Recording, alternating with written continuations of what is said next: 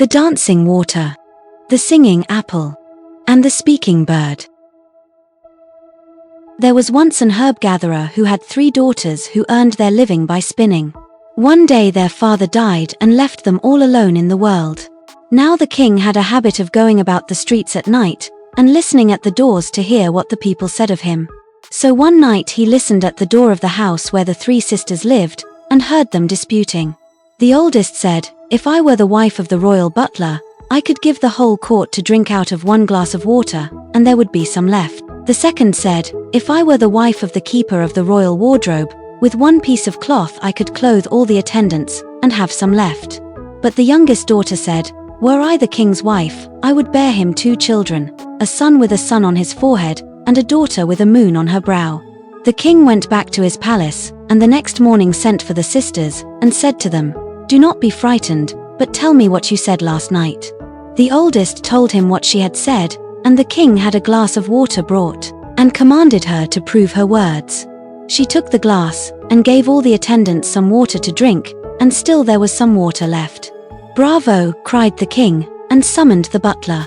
"This is your husband. Now it is your turn," said the king to the next sister, and commanded a piece of cloth to be brought, and the young girl at once cut out garments for all the attendants, and had some cloth left.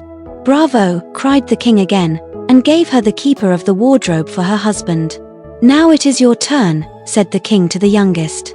"Please your majesty, I said that if I were the king's wife, I would bear him 2 children, a son with a sun on his forehead, and a daughter with a moon on her brow." "If that is true," replied the king, "you shall be my queen. If not, you shall die," and straightway he married her. Very soon the 2 older sisters began to be envious of the youngest. "Look," said they, "she is going to be queen, and we must be servants," and they began to hate her. A few months before the queen's children were to be born, the king declared war, and was obliged to go with his army. But he left word that if the queen had 2 children, a son with a sun on his forehead, and a girl with a moon on her brow, the mother was to be respected as queen. If not, he was to be informed of it, and would tell his servants what to do. Then he departed for the war. When the queen's children were born, a son with a sun on his forehead and a daughter with a moon on her brow, as she had promised, the envious sisters bribed the nurse to put little dogs in the place of the queen's children, and sent word to the king that his wife had given birth to 2 puppies. He wrote back that she should be taken care of for 2 weeks, and then put into a treadmill. Meanwhile the nurse took the little babies, and carried them out of doors, saying, "I will make the dogs eat them up," and she left them alone. While they were thus exposed, 3 fairies passed by and exclaimed, "Oh, how beautiful these children are!" And one of the fairies said, "What present shall we make these children?" One answered, "I will give them a deer to nurse them, and I a purse always full of money." "And I," said the 3rd fairy, "will give them a ring which will change color when any misfortune happens to one of them." The deer nursed and took care of the children until they grew up. Then the fairy who had given them the deer came and said, "Now that you have grown up, how can you stay here any longer?" "Very well," said the brother, "I will go to the city and hire a house." "Take care," said the deer, "that you hire one opposite the royal palace." So they went to the city and hired a palace as directed, and furnished it as if they had been princes. When the aunts saw the brother and sister, imagine their terror. "They are alive," they said. They could not be mistaken, for there was the sun on the forehead of the son, and the moon on the girl's brow. They called the nurse and said to her, "Nurse, what does this mean? Are our nephew and niece alive?" The nurse watched at the window until she saw the brother go out, and then she went over as if to make a visit to the new house. She entered and said, "What is the matter, my daughter? How do you do? Are you perfectly happy? You lack nothing. But do you know what is necessary to make you really happy? It is the dancing water. If your brother loves you, he will get it for you." She remained a moment longer and then departed. When the brother returned, his sister said to him, "Ah, my brother, if you love me, go and get me the dancing water." He consented, and next morning saddled a fine horse, and departed. On his way he met a hermit, who asked him, "Where are you going, cavalier?" "I am going for the dancing water." "You are going to your death, my son, but keep on until you find a hermit older than I." He continued his journey until he met another hermit, who asked him the same question, and gave him the same direction. Finally he met a third hermit, older than the other two, with a white beard that came down to his feet, who gave him the following directions: "You must climb yonder mountain. On top of it you will find a great plain and a house with a beautiful gate. Before the gate you will see 4 giants with swords in their hands. Take heed, do not make a mistake, for if you do, that is the end of you. When the giants have their eyes closed, do not enter. When they have their eyes open, enter. Then you will come to a door. If you find it open, do not enter. If you find it shut, push it open and enter. Then you will find 4 lions. When they have their eyes shut, do not enter. When their eyes are open, enter, and you will see the dancing water." The youth took leave of the hermit and hastened on his way. Meanwhile, the sister kept looking at the ring constantly to see whether the stone in it changed color, but as it did not, she remained undisturbed. A few days after leaving the hermit, the youth arrived at the top of the mountain and saw the palace with the 4 giants before it. They had their eyes shut, and the door was open. "No," said the youth, "that won't do." And so he remained on the lookout a while. When the giants opened their eyes, and the door closed, he entered, waited until the lions opened their eyes, and passed in. There he found the dancing water, and filled his bottles with it, and escaped when the lions again opened their eyes. The aunts, meanwhile, were delighted because their nephew did not return, but in a few days he appeared and embraced his sister. Then they had 2 golden basins made, and put into them the dancing water, which leaped from one basin to the other. When the aunts saw it they exclaimed, "Ah, how did he manage to get that water?" and called the nurse, who again waited until the sister was alone, and then visited her. "You see," said she, "how beautiful the dancing water is, but do you know what you want now? The singing apple." Then she departed. When the brother who had brought the dancing water returned, his sister said to him, "If you love me you must get for me the singing apple." "Yes, my sister, I will go and get it." Next morning he mounted his horse and set out.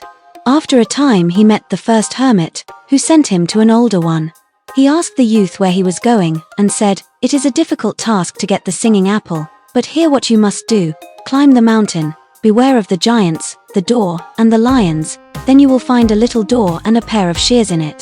If the shears are open, enter, if closed, do not risk it." The youth continued his way, found the palace, entered, and found everything favorable. When he saw the shears open, he went in a room and saw a wonderful tree, on top of which was an apple. He climbed up and tried to pick the apple, but the top of the tree swayed now this way, now that. He waited until it was still a moment, seized the branch, and picked the apple. He succeeded in getting safely out of the palace, mounted his horse, and rode home, and all the time he was carrying the apple it kept on singing. The aunts were again delighted because their nephew was so long absent, but when they saw him return, they felt as though the house had fallen on them. Again they summoned the nurse, and again she visited the young girl, and said, "See how beautiful they are, the dancing water and the singing apple, but should you see the speaking bird, there would be nothing left for you to see." "Very well," said the young girl, "we will see whether my brother will get it for me." When her brother came she asked him for the speaking bird, and he promised to get it for her.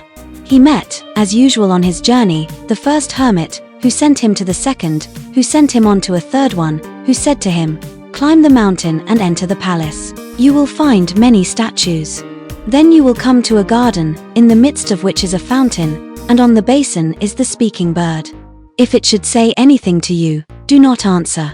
Pick a feather from the bird's wing, dip it into a jar you will find there, and anoint all the statues. Keep your eyes open, and all will go well." The youth already knew well the way, and soon was in the palace. He found the garden and the bird, which, as soon as it saw him, exclaimed, "What is the matter, noble sir? Have you come for me? You have missed it. Your aunts have sent you to your death, and you must remain here. Your mother has been sent to the treadmill." "My mother in the treadmill," cried the youth, and scarcely were the words out of his mouth when he became a statue like all the others. Now when her brother did not come back the third time, the sister looked at her ring, and it had become black, and she knew that something had befallen him. Poor child! Not having anything else to do, she dressed herself like a page and set out. Like her brother, she met the 3 hermits, and received their instructions. The third concluded thus, "Beware, for if you answer when the bird speaks you will lose your life, but if you speak not, it will come to you. Take one of its feathers and dip it in the jar you will see there and anoint your brother's nostril with it." She continued her way, followed exactly the hermit's directions, and reached the garden in safety. When the bird saw her, it exclaimed, "Ah, now you will meet the same fate as your brother. Do you see him lying there? Your father is at the war. Your mother is in the treadmill.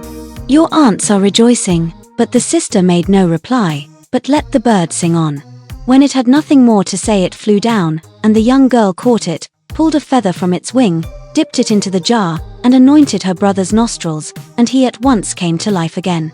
Then she did the same with all the other statues, with the lions and the giants, until all became alive again. Then she departed with her brother, and all the noblemen, princes, barons, and kings' sons rejoiced greatly. Now when they had all come to life again, the palace disappeared, and the hermits disappeared, for they were the three fairies. The day after the brother and sister reached the city where they lived, they summoned a goldsmith, and had him make a gold chain, and fasten the bird with it. The next time the aunts looked out, they saw in the window of the palace opposite the dancing water, the singing apple, and the speaking bird. "Well," said they, "the real trouble is coming now."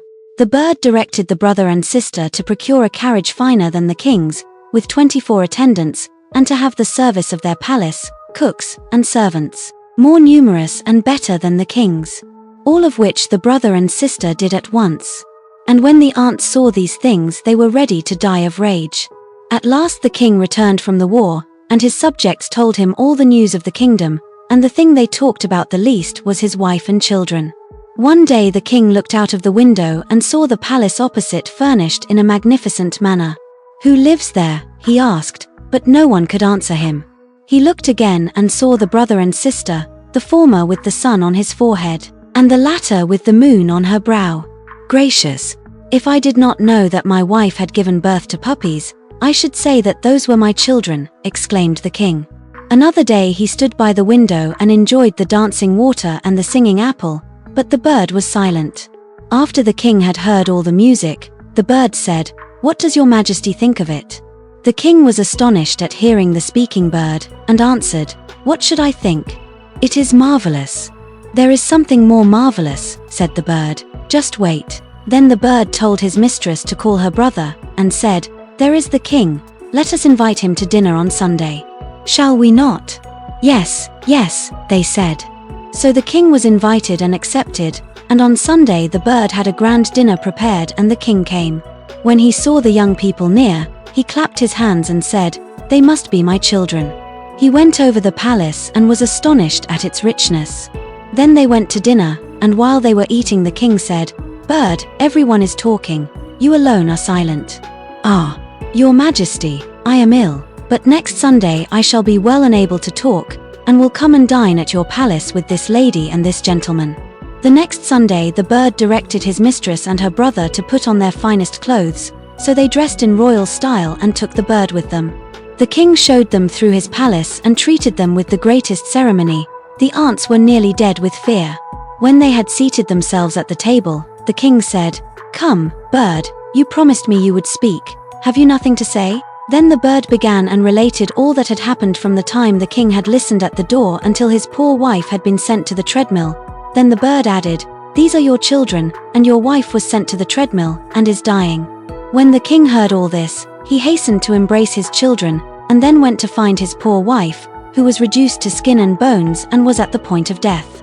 He knelt before her and begged her pardon, and then summoned her sisters and the nurse, and when they were in his presence he said to the bird, "Bird, you who have told me everything, now pronounce their sentence."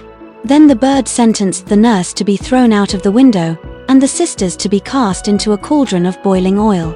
This was at once done. The king was never tired of embracing his wife. Then the bird departed, and the king and his wife and children lived together in peace.